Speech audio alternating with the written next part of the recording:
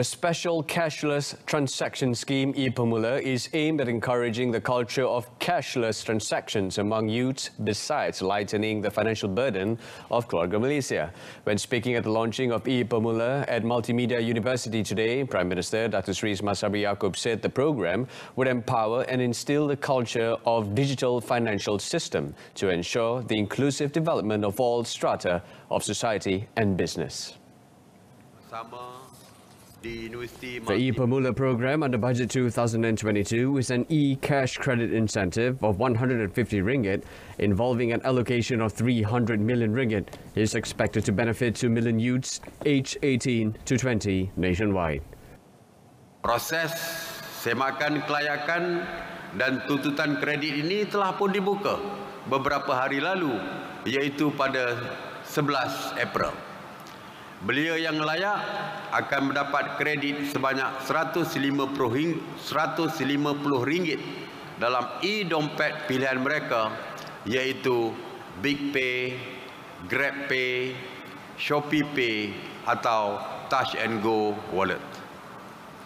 Saya dipahamkan keempat-empat penyedia e-dompet ini juga memberikan insentif tambahan dalam bentuk voucher, mata terkumpul, diskaun dan banyak lagi manfaat menarik sepanjang tempoh program ini.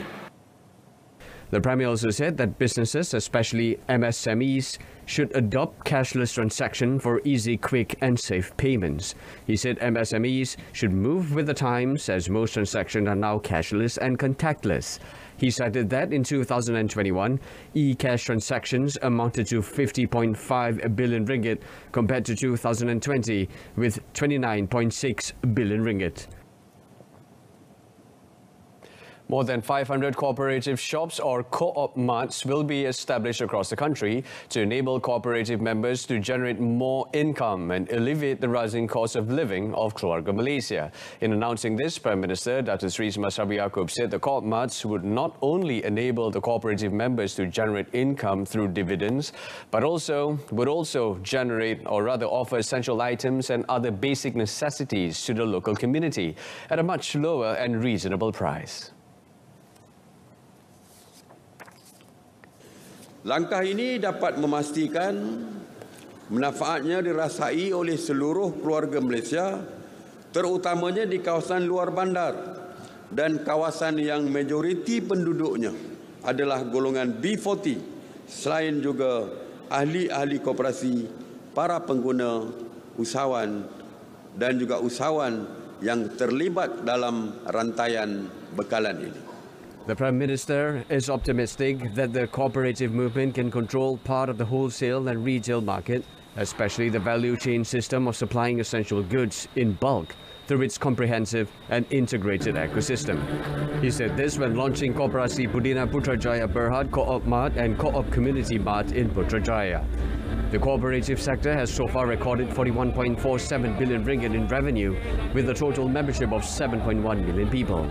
Based on its large membership, the Prime Minister said the government believed that cooperatives could play a role in helping to reduce the cost of living of the people. The Malaysian Aviation Commission, MAVCOM, and airline companies have been instructed to immediately investigate the increase in airfares during the festive season, while the Civil Aviation Authority of Malaysia, CAAM, has approved the extension of the operating hours of air traffic control services at the required airport and assisted the airlines in planning for the additional capacity, especially with the approaching festive season.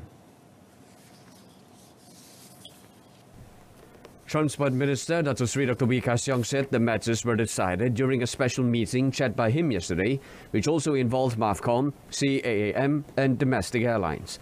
The minister said MOT is committed and will make every effort to reduce airfares to ease the people's burden, adding MAVCOM will inform the public on the outcome of discussions with the airline companies soon. According to Dr. Sri Dr. W, based on monitoring conducted by MAVCOM, airfares on 30th April have increased compared to the average airfares in 2019. This increase is due to increased operating costs, especially the increase in jet fuel prices, as well as limited resources for airlines to increase full capacity. He also noted the frequency of flights to Sabah and Sarawak was still low for this month, at only 68% compared to 2019. The Principles of Good Governance, or PGG, for government-linked investment companies will be the sole reference for the governance baseline and sustainability practices of all government-linked investment companies, GLICs. Finance Minister Tengku Datuk Seri Zafrul Tengku Abdul Aziz said PGG was based on three main principles, namely leadership and board effectiveness, ensuring an optimal, qualified and credible board composition, and supporting the effective handling of investments. Bagi memastikan GLIC dikemudi dengan baik, PGG memberi penekanan terhadap peranan dan tanggungjawab lembaga pengarah. Semua pengarah harus memimpin melalui teladan berdasarkan prinsip serta kewajipan dalam ketelitian, ketulusan dan kesetiaan. Proses lantikan dan kelayakan seseorang pengarah juga diberikan penekanan penting. Hanya individu yang berkelayakan dan mempunyai pengalaman yang luas serta berintegriti akan diberi mandat sebagai ahli lembaga pengarah GLIC. Tengku Datuk Seri Zafrul said PGG was part of the GLIC and GLC restructuring program spearheaded by the Ministry of Finance for the past 18 months, which included, among others, the Strengthening Government-Owned Investment Institutions program. GLICs consist of 6 organizations, namely Employees Provident Fund (EPF), Perkembangan Nasional Berhad, Retirement Fund Incorporated (KWAP), Khazanah Nasional Berhad, Lembaga Tabung Haji, and Lembaga Tabung Angkatan Tentera (LTAT). Bank Rakyat has allocated some 350 million ringgit under its latest hire purchase product, Komersial I. The product is being introduced to supplement the needs of small and medium enterprises, SMEs, cooperatives and other related institutions which require the use of new vehicles or equipment. Kerana kita nak membantu usahawan yang terlibat dan memerlukan pengangkutan, bukan saja pengangkutan lorry, kereta dan sebagainya, tapi machinery dalam bidang pertanian, dalam bidang pelandangan, dan juga kita harap juga yang terlibat dengan pelancongan, bot, feri, ini juga kita boleh bagi penjenengan. Offering competitive margin of finance, repayment period and profit rate, qualified entrepreneurs may apply either for business or personal reasons. Those interested can apply through the bank's Tele Rakyat or service website or go to the nearest Bank Rakyat branch.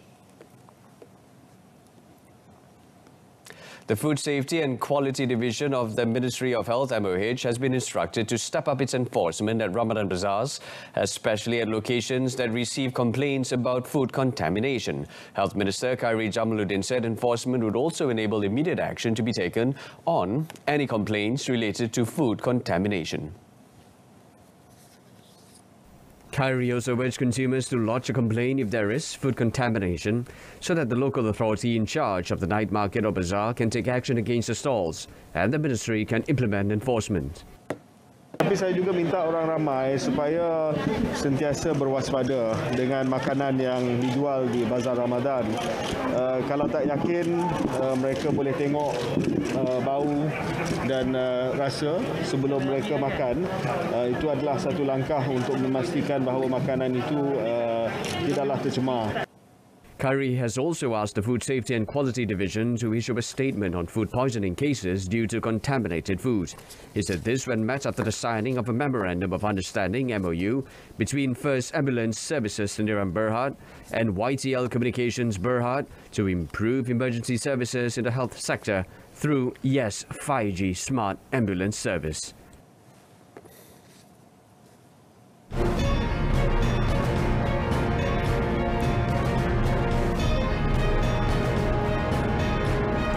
Coming up next, government to review essential goods for festive price control scheme.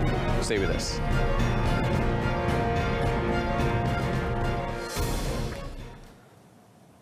The Domestic Trade and Consumer Affairs Ministry, KPDN-HGP, is reviewing the necessary essential goods to be included in the festive season maximum price control scheme. However, its Minister, Datuk Sri Alexander Nathalinggi, said the list of items would be based on the people's needs to prepare for the festival.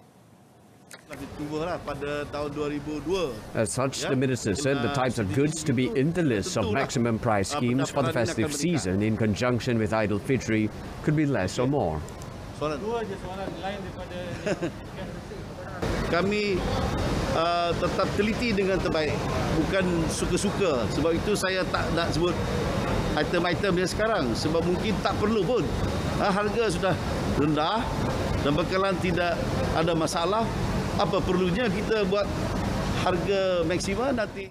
He was met after officiating the Companies Commission of Malaysia's SSM 20th anniversary celebration at Menara SSM in Kuala Lumpur.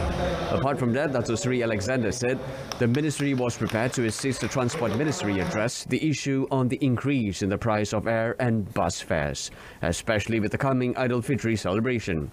Yesterday, the media reported that the express bus fare would be increased by almost 10% to 10.2 cent per kilometre starting end of this month, ahead of the Idul Fitri celebration. UMNO Vice President Datuk Sri Semasa has thanked his party for nominating him as the Prime Minister candidate for the 15th general election GE15. The UMNO Supreme Council MT, chaired by its President Datuk Sri Dr. Ahmad Zahid Hamidi, yesterday and unanimously proposed Ismail Sabri as the Prime Ministerial candidate in GE15. Saya ucapkan terima kasih kepada Presiden, Timbalan Presiden, Top 5 dan semua ahli MT lah, kerana secara sebulat suara menyokong saya untuk sebagai calon Perdana Menteri selepas PRU jika BN memenangi pilihan raya nanti. Ya, jadi ini menunjukkan bahawa UMNO ni terus bersatu. Ya. Walaupun macam-macam pihak mengatakan ada grup dan sebagainya dalam UMNO, tetapi keputusan semalam jelas menunjukkan bahawa apa yang diperkatakan oleh masyarakat adalah tidak benar, kerana UMNO terus kukuh, solidaritinya kuat, jadi tidak ada camp pun di dalam UMNO. Met by the media today, Datuk Sri Ismail Sabri, however, said that he has no idea when GE15 will be held. In other news, police today arrested the 64-year-old skipper of the pump boat which capsized near the waters of Kampung Tadoan, Pulau Timbun Matas, Semporna, resulting in the drowning of 5 people. Semporna Police Chief Superintendent Muhammad Farhan Lee Abdullah said the local man was detained at 12:50 p.m. today and would be remanded for further investigation. Police have opened an investigation paper under Section 304A of the Penal Code for causing death by negligence. 5 passengers aged between 2 and 40 years died, while 14 others aged between 1 and 65 years were rescued by villagers. A 14-year-old girl and a 7-year-old boy are still missing. He said police will look into all aspects of the incident, adding that the passengers had boarded the boat at Kampung Bakung and were on their way to Kampung Tadoan, Pulau Timbun Mata. The boat was believed to have capsized following bad weather and big waves. Former Deputy Prime Minister Datuk Sri Dr. Ahmad Zahid Hamidi told the Kuala Lumpur High Court today that Yayasan Akal Budi had contributed more than 109 million ringgit for charity. He also denied an allegation by the prosecution that not a single cent of the foundation's funds was used to help the poor. Datuk Sri Dr. Ahmad Zahid, 69, said the 109 million ringgit was only part of the contribution for charity by the foundation, as there were others that were not listed because of his principle of doing something thoughtful, but mentioning it to no one. He said this in his defense when questioned by his lawyer, Dato' Ahmad Zaidi Zainal, on the prosecution's statement. Datuk Sri Dr. Ahmad Zahid is defending himself on 47 charges involving breach of trust, corruption and money laundering. On 18 November 2019, the prosecution in its opening statement stated that they will prove that Datuk Sri Dr. Ahmad Zahid had misappropriated 31 million ringgit in Akal Budi Foundation funds and not a single cent of the money had been used for the benefit of the poor. Dato' Sri Dr. Ahmad Zahid, however, admitted that there were technical errors due to weaknesses of several parties, especially the company secretary of the foundation. According to Dato' Sri Dr. Ahmad Zahid, he had appointed Idris Kece and Mahinda Kaur as the company secretaries for Yayasan Akal Budi, and they had never updated and submitted the account report of the foundation to the company's Commission of Malaysia. 9 men and a woman have been detained for alleged involvement in a lorry theft syndicate. Selangor Police Chief Dato' Junaidi Mohamad said the suspect, aged 28 to 62, were arrested in an operation codenamed Ops Lejang, conducted in Negeri Sembilan and Johor between the 5th and 10th April. Speaking at a press conference at Sungai Buloh Police Headquarters today, Dato' Junaidi said police conducted the raids at Senawang Toll Plaza as well as 2 workshops in Tongkang Pecah and Jalan Parit Besar in Batu Pahat.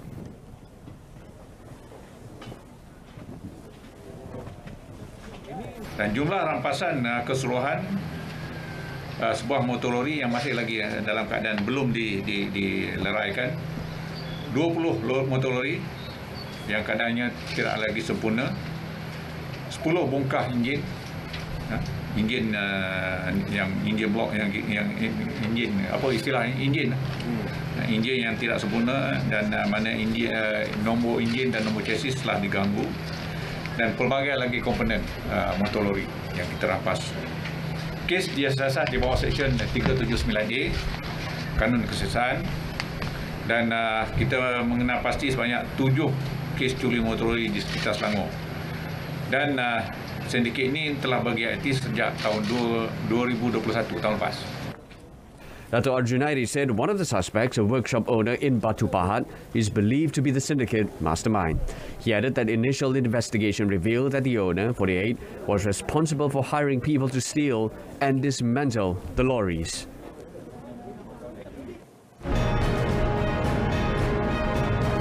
Coming up, Sabah FC to meet defending champions KL City FC tomorrow.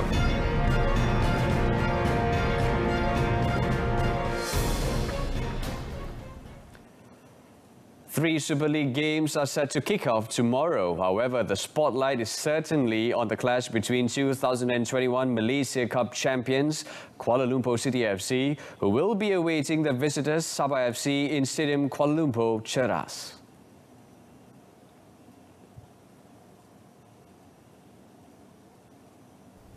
KL City will be seeking their second victory after ending their drought with a 2-0 win over Melaka United last week. Boyan Hodak's squad is once again expected to pull out their star players Paulo Josue, Romel Morales and the ever-agile J. Partiban to drive themselves out of the 7th spot in the league. On the other hand, Sabah, with a brilliant performance record of 3 wins in 4 games, will be seeking to collect the full 3 points to reinforce their position in second of the league standings. The experienced players Badrul Bakhtiar, Amri Yahya, Dominic Tan, Rizal Ghazali and famed goalkeeper Khairul Fahmi Jemat will again be placed on the line for the Rhinos to pave the way to victory.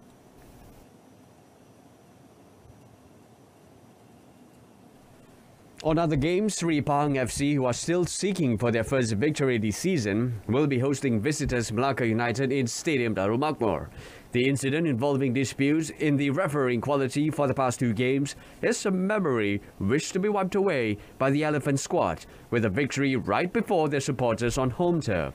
The same mission is burdened upon Melaka United, who are plagued with a disappointing performance record of 3 losses and 1 win in their last 4 matches. The sacking of their coach, Risto Vidakovic, adds further turmoil to the Hang Tuah squad camp in their tussle to get out of 9th. Meanwhile, the Negeri Sembilan FC and PJ City are set to clash in Paroi. PJ City's squad, which consists of 100% local players, are on 4th place with 2 wins, 1 draw and 1 loss. Negeri Sembilan are also seeking to improve their current 6th position in the league by collecting the full 3 points. That wraps up tonight's edition of News at 10. In our top story, e-Pemula package intended to stimulate cashless culture. Tune into Updates at noon on TV2 and saluran Berita RTM at 12:30 p.m. tomorrow. You can also stream it with RTM's Click website and mobile app. Till then, Keluarga Malaysia, it's lights out. I'm Brunello Paul. Take care, good night and have an awesome weekend.